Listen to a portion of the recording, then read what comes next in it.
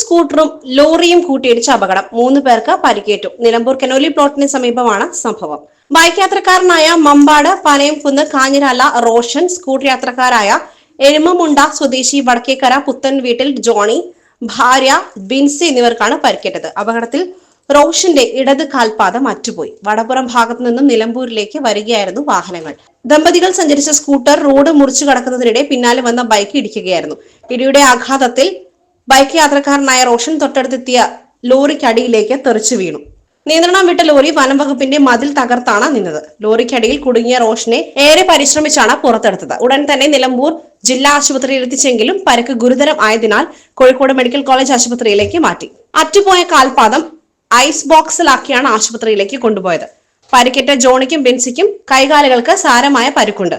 നിലമ്പൂർ പോലീസും ഫയർഫോഴ്സും നാട്ടുകാരും ചേർന്നാണ് രക്ഷാപ്രവർത്തനം നടത്തിയത്. Gold, pure gold. Group Nilambur.